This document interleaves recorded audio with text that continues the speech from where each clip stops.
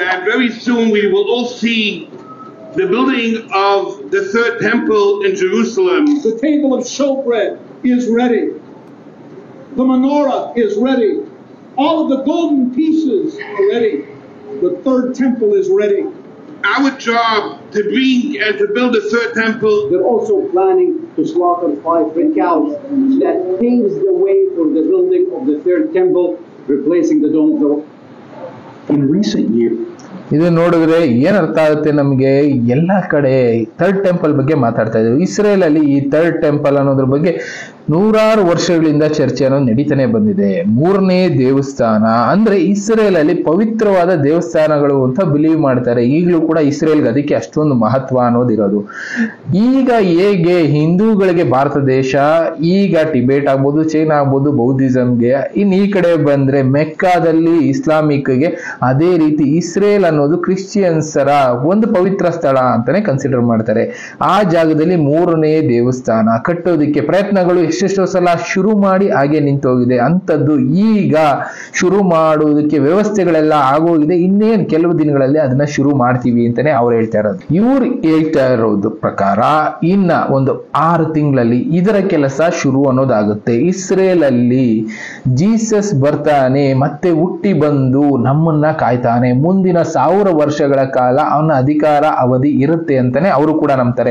ನಮ್ಮಲ್ಲಿ ಕಲಿಪುರುಷನ ಎಂಡ್ ಮಾಡೋದಕ್ಕೆ ಕಲ್ಕಿ ಅವತಾರ ಎತ್ತಿ ಭಗವಂತ ಬರ್ತಾನೆ. ಅವನು ಕಲಿಪುರುಷನನ್ನ ಸಾಯಿಸಿ ಕಲ್ಕಿ ಅವತಾರ 1000 ವರ್ಷಗಳ ಕಾಲ ನಮ್ಮ ಪ್ರಪಂಚನ ಆಳುತ್ತೆ ಅಂತ ಯಾವ ರೀತಿ ನಂಬಿದೀವೋ ಅದೇ ರೀತಿ ಇಸ್ರೇಲ್ ಅಲ್ಲೂ ಕೂಡ ಇಂಥ ವಿಷಯನ ನಂಬಿದ್ದಾರೆ. ಜೀಸಸ್ ಅನ್ನೋನು ಬರ್ತಾನೆ, 1000 ವರ್ಷಗಳ ಕಾಲ ಮುಂದಿನ ದಿನಗಳಲ್ಲಿ ಆಳ್ತಾನೆ, ಅಧರ್ಮನ ನಾಶ ಮಾಡ್ತಾನೆ, ಒಳ್ಳೇದಕ್ಕೆ ಜಾಗ ಅನ್ನೋದನ್ನ ಮಾಡ್ಕೊಡ್ತಾನೆ ಅಂತಾನೆ ಅವರು ನಂಬಿದ್ದಾರೆ. ಅದಕ್ಕೋಸ್ಕರನೇ ಈಗ ಅವ್ರೇನ್ ಮಾಡ್ತಾ ಇದ್ದಾರೆ, ಒಂದು ರೆಡ್ ಐಫರ್ ಬಲಿ ಕೊಡೋ ಪ್ರಯತ್ನ ಲಾಸ್ಟ್ ಟೈಮ್ ಕೂಡ ನಡೆದಿತ್ತು. ಅಂದ್ರೆ ಒಂದು ಹಸುನ ಬಲಿ ಕೊಡೋ ಪ್ರಯತ್ನ ಮಾಡಿದ್ರು.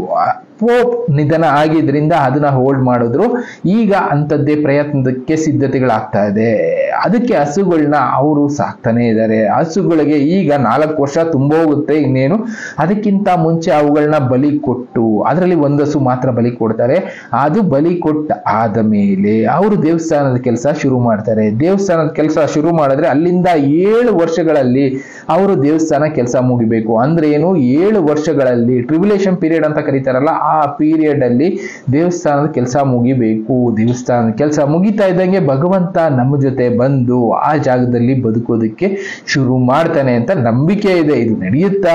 ನಂಬಿಕೆಗಳು ಎಷ್ಟೋ ಸಲ ನಿಜ ಆಗಿದೆ, ಕೆಲವೊಂದು ಸಲ ನಂಬಿಕೆಗಳಾಗಿ ಉಳ್ಕೊಂಡ್ಬಿಡುತ್ತೆ, ಹೇಳೋದಕ್ಕಾಗೋದಿಲ್ಲ. ಆದ್ರೆ ಇವರ ನಂಬಿಕೆ ಅದೇ, ಭಗವಂತ ಮತ್ತೆ ಹುಟ್ಟಿ ಬರ್ತಾನೆ, ಅದಕ್ಕೆ ನಾವು ಪ್ರಿಪೇರ್ ಮಾಡ್ಕೋಬೇಕು. ನಾವು ಕಲ್ಕಿ ಬರ್ತಾನೆ ಅಂತ ಪ್ರಿಪೇರ್ ಯಾವ ರೀತಿ ಮಾಡ್ಕೊಳ್ತಾ ಇದೀವೋ ಅದೇ ರೀತಿ ಅವರು ಕೂಡ ಜೀಸಸ್ ಬರ್ತಾನೆ ಅಂತ ಅಲ್ಲಿ ದೇವಸ್ಥಾನನ ಕಟ್ಟೋದಕ್ಕೆ ಪ್ರಿಪರೇಷನ್ ನಡೀತಾ ಇದೆ. ಆಲ್ರೆಡಿ ಜಾಗ ಫೈನಲೈಸ್ ಆಗಿದೆ, ಅದಕ್ಕೆ ಫಂಡ್ ಫೈನಲೈಸ್ ಆಗಿದೆ. ಜಸ್ಟ್ ಶುರು ಮಾಡ್ಬೇಕಷ್ಟೇ. ಶುರು ಮಾಡೋದಕ್ಕೆ ಮುಂಚೆ ಆಚಾರಗಳು ಸಂಪ್ರದಾಯಗಳು ನಮ್ಮಲ್ಲಿದ್ದಾಗೆ ಅವರಲ್ಲೂ ಕೂಡ ಕೆಲವಷ್ಟು ಸಂಪ್ರದಾಯಗಳಿದೆ. ಆ ಸಂಪ್ರದಾಯದ ಪ್ರಕಾರ ಅವರು ರೆಡ್ ಐಪರ್ ಅಂದ್ರೆ ಕೆಂಪು ಹಸುಗಳಲ್ಲಿ ಒಂದನ್ನ ಬಲಿ ಕೊಟ್ಟು ಅದರ ರಕ್ತದಿಂದ ಏನೋ ಒಂದು ಸಂಪ್ರದಾಯ ಆಚರಣೆ ಮಾಡ್ತಾರೆ. ಅದಾದ ಮೇಲೆ ಅಲ್ಲಿ ದೇವಸ್ಥಾನದ ಕೆಲಸ ಅನ್ನೋದು ಶುರುವಾಗುತ್ತೆ. ಆಗ ಕ್ರಿಶ್ಚಿಯಾನಿಟಿ ಧರ್ಮನ ಪ್ರಪಂಚ ಪೂರ್ತಿ ಅವರು ಶೇರ್ ಮಾಡೋದಕ್ಕೆ ಹೋಗ್ತಾರೆ. ಅಂದ್ರೆ ಇನ್ಫಾರ್ಮೇಶನ್ ಕ್ರಿಶ್ಚಿಯಾನಿಟಿ ಬಗ್ಗೆ, ಆ ಧರ್ಮ ಇತಿಹಾಸ ಇದನ್ನೆಲ್ಲ ಜನರಿಗೆ ತಿಳಿಸೋದಕ್ಕೆ ಧರ್ಮ ಪ್ರಚಾರ ಮಾಡೋದಕ್ಕೂ ಶುರು ಮಾಡ್ತಾರೆ. ಧರ್ಮ ಯುದ್ಧಗಳು ಆಗ ಶುರು ಆಗ್ಬೋದು. ಕೆಟ್ಟದು ಅನ್ನೋದು ನಾಶ ಆಗುತ್ತೆ ಅನ್ನೋದು ಅವರ ಬೈಬಲ್ಗಳಲ್ಲಿ ಬರ್ತಿರುವಂಥದ್ದು, ಅವರು ನಂಬಿರುವಂಥದ್ದು. ಹೌದು, ಅಧರ್ಮ ಅನ್ನೋದು ಎಷ್ಟೋ ಧರ್ಮದಲ್ಲಿದೆ, ಅದೆಲ್ಲ ನಾಶ ಆಗಬೇಕು ಅನ್ನೋದೇ ಅವರು ಓದ್ಕೊಂಡು ಬಂದಿರೋದು, ತಿಳ್ಕೊಂಡು ಬಂದಿರೋದು. ಅದಕ್ಕೋಸ್ಕರ ಈಗ ಪ್ರಯತ್ನಗಳು ನಡೀತಾ ಇದೆ. ಇನ್ನೇನು ಅವರ ಲೆಕ್ಕಾಚಾರ ಪ್ರಕಾರ ಅಕ್ಟೋಬರ್ ಒಳಗಡೆ ಇದರ ಶುರು ಅನ್ನೋದಾಗಬೇಕು. ಅಂದ್ರೆ ಅವರು ದೇವಸ್ಥಾನ ಕಟ್ಟೋದಕ್ಕೆ ಶುರು ಮಾಡಬೇಕು. ದೇವಸ್ಥಾನ ಕಟ್ಟೋದಕ್ಕೆ ಶುರು ಮಾಡಿದ್ರು ಅಂದ್ರೆ ಅಲ್ಲಿಂದ 7 ವರ್ಷದಲ್ಲಿ ಎಲ್ಲಾನು ಮುಗಿಸ್ತೀವಿ ಅನ್ನೋ ಒಂದು ಲೆಕ್ಕಾಚಾರ ಇದೆ. ಅದು ಪ್ರಕೃತಿನೂ ಅದೇ ರೀತಿ ಸಪೋರ್ಟ್ ಮಾಡುತ್ತೆ. ದೇವರ ಶಕ್ತಿ ಅನ್ನೋದು ಪ್ರಕೃತಿಗೆ ಬಂದು ಒಟ್ಟಿನಲ್ಲಿ ಎಲ್ಲ ಕೂಡ ಏನೇನು ನಡಿಬೇಕು ಅಂತ ಬೈಬಲಲ್ಲಿ ಬರ್ದಿದ್ಯೋ, ಇಲ್ಲ ಕುರಾನಲ್ಲಿ ಬರ್ದಿದ್ಯೋ, ಇಲ್ಲ ನಮ್ಮ ಬೇರೆ ಬೇರೆ ಗ್ರಂಥಗಳಲ್ಲಿ ಬರ್ದಿದ್ಯೋ ಅದೆಲ್ಲ ಕೂಡ ನಡೆಯುತ್ತೆ. ಅದಕ್ಕೆ ಇಸ್ರೇಲ್ ಕೂಡ ಸಾಕ್ಷಿ ಆಗುತ್ತೆ. ಈಗ 3ನೇ ದೇವಸ್ಥಾನ ಕಟ್ಟೋದಕ್ಕೆ ಸಿದ್ಧತೆಗಳನ್ನ ಮಾಡ್ಕೊಳ್ತಾ ಇದೆ ಇಸ್ರೇಲ್. ಅದನ್ನೇ ಅವರು ತಿಳಿಸ್ತಾ ಇದ್ರು ಅವರ ಧರ್ಮಗುರುಗಳು. ಅಂದ್ರೆ ಮುಂದಿನ ದಿನಗಳಲ್ಲಿ ಈ ಟೈಮು ಆಲ್ರೆಡಿ ಕಾಯ್ತಾ ಇದೀವಿ. ಈ ಸಲ ಬಿಟ್ರೆ ಮತ್ತೆ ಇನ್ನ ಒಂದು 4 ವರ್ಷ ಕಾಯ್ಬೇಕಾಗತ್ತೆ ಅಂತ ಕೂಡ ಇನ್ನೊಂದು ಮಾತನ್ನ ಹೇಳಿದ್ರು. ಅಂದ್ರೆ ಈಗ 2025 ಅಕ್ಟೋಬರ್ ಬಿಟ್ರೆ ಇನ್ನ 4 ರಿಂದ 5 ವರ್ಷ ಈ ಪ್ರೋಗ್ರಾಮ್ ಮುಂದಕ್ಕೆ ತಳ್ಳಲ್ಪಡುತ್ತೆ ಅಂತ ಕೂಡ ಹೇಳ್ತಾ ಇದ್ದಾರೆ. ನೋಡ್ಬೇಕು ಅದು ಏನಾಗುತ್ತೋ. ಬಟ್ ಆದ್ರೆ ಲೆಕ್ಕಾಚಾರ ಪ್ರಕಾರ ಆ ಗಳಿಗೆ ಅನ್ನೋದು ಈಗ ಬಂದ್ಬಿಟ್ಟಿದೆ. ಅದನ್ನ ನಾವು ಮಾಡ್ಲೇಬೇಕು ಅಂತ ಸಿದ್ಧ ಆಗಿ ನಿಂತಿದ್ದಾರೆ. ಸ್ವಲ್ಪ ಹೆಚ್ಚು ಕಡಿಮೆ ಆಗ್ಬೋದು. ಲಾಸ್ಟ್ ಟೈಮ್ ಏಪ್ರಿಲ್ ಅಲ್ಲೂ ಕೂಡ ಮಾಡ್ಲೇಬೇಕು ಅಂತ ಸಿದ್ಧ ಆಗಿ ನಿಂತಿದ್ರು. ಆದ್ರೆ ಆಗೇನಾಯ್ತು, ಗ್ರೇಟ್ ಪೋಪ್ ಅವರು ಸತ್ತಿದ್ರಿಂದ, ಅಂದ್ರೆ ನಿಧನ ಆಗಿದ್ರಿಂದ ಅದನ್ನ ಅಲ್ಲಿಗೆ ನಿಲ್ಸಿದ್ರು. ಇದು ಆ ಗ್ರೇಟ್ ಟೆಂಪಲ್. ಒಂದು ವ್ಯೂ ಇಟ್ಕೊಂಡಿದ್ದಾರೆ. ಯಾವ ಮಟ್ಟಕ್ಕೆ 100 ಎಕರೆ ಜಾಗದಲ್ಲಿ ಆ ದೇವಸ್ಥಾನ ಕಟ್ಟಬೇಕು ಅನ್ನೋದು ಅವರ ಒಂದು ಪ್ರಯತ್ನ. ಅದಾದ ಮೇಲೆ ಪ್ರಕೃತಿ ವಿಕೋಪಗಳು ನಡೆಯುತ್ತೆ, ಎಲ್ಲಾ ರೀತಿ ಅನಾಹುತಗಳಾಗುತ್ತೆ, ಯುದ್ಧಗಳು ನಡೆಯುತ್ತೆ, ಮತೀಯ ಗಲಭೆಗಳಾಗುತ್ತೆ. ಎಲ್ಲ ಆಗಿ ಕೊನೆಗೆ ದೇವರು ಅನ್ನೋರು ಬಂದು ಅಲ್ಲಿ ಅಧಿಕಾರ ಸ್ವೀಕಾರ ಮಾಡ್ತಾನೆ. ಅವನ ಅಧಿಕಾರ ಅವಧಿ ಅಲ್ಲಿಂದ ಶುರು ಆಗುತ್ತೆ.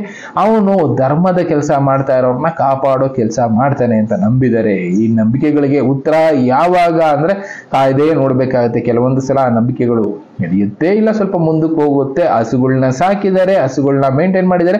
ಇನ್ನೇನು ಬಲಿ ಕೊಡೋದು ಒಂದೇ ಬಾಕಿ. ಅಲ್ಲಿ ತೋರಿಸ್ತಾ ಇದ್ದಾರೆ 5 ಹಸುಗಳು ರೆಡಿ ಇದೆ, 5ರಲ್ಲಿ 1 ಮಾತ್ರ ಬಲಿ ಕೊಡ್ತಾರೆ. ಅದರ ರಕ್ತದಿಂದ ಕೆಲವಷ್ಟು ಸಾಂಪ್ರದಾಯಿಕ ಆಚರಣೆಗಳನ್ನ ಮಾಡಿ ದೇವಸ್ಥಾನದ ಕೆಲಸ ಶುರು ಮಾಡ್ತಾರೆ. ಇದು ಅವರ ಪದ್ಧತಿ. ನೋಡೋಣ, ಹೆಚ್ಚು ಕಡಿಮೆ ಅಕ್ಟೋಬರ್ ಒಳಗಡೆ ಶುರು ಮಾಡ್ಬೇಕು ಅವರು. ಇಲ್ಲ ಅಂದ್ರೆ ಮತ್ತೆ 5 ವರ್ಷ ಕಾಯ್ಬೇಕಾಗತ್ತೆ. ಅದು ಶುರು ಆಗುತ್ತಾ ಇಲ್ಲ ಮುಂದಕ್ಕೆ ಹೋಗುತ್ತಾ ಕಾಯ್ದು ನೋಡ್ಬೇಕು. ಅದು ಶುರು ಆಯ್ತು ಅಂದ್ರೆ ಪ್ರಪಂಚ ಬದಲಾವಣೆಯ ಹಾದಿನಲ್ಲಿದೆ. ಓವರ್ ಆಲ್ ಆಗಿ ಒಂದು ಬದಲಾವಣೆಗೆ ಸಿದ್ಧತೆಗಳು ಆಗೋಗಿದೆ ಅಂತಾನೆ ನಾವು ಅರ್ಥ ಮಾಡ್ಕೋಬೇಕು. ಅದು ಪ್ರಕೃತಿ ವಿಕೋಪ ಆಗ್ಬೋದು, ಇಲ್ಲ ಬೇರೆ ಏನಾದ್ರೂ ಆಗ್ಬೋದು, ಯುದ್ಧ ಆಗ್ಬೋದು, ಎಲ್ಲದಕ್ಕೂ ಸಿದ್ಧತೆಗಳು ಆಗಿದೆ ಅಂತಾನೆ ಅರ್ಥ ಮಾಡ್ಕೋಬೇಕು. ದೇವಸ್ಥಾನ ಕಟ್ಟೋದಕ್ಕೆ ಶುರು ಮಾಡಿದ್ರು ಅಂದ್ರೆ ಓವರ್ ಆಲ್ ಆಗಿ ಎಂಡ್ ಆಫ್ ದಿ ವರ್ಲ್ಡ್ ಬಂತು ಅನ್ನೋದು ಮಾತ್ರ ಸತ್ಯ.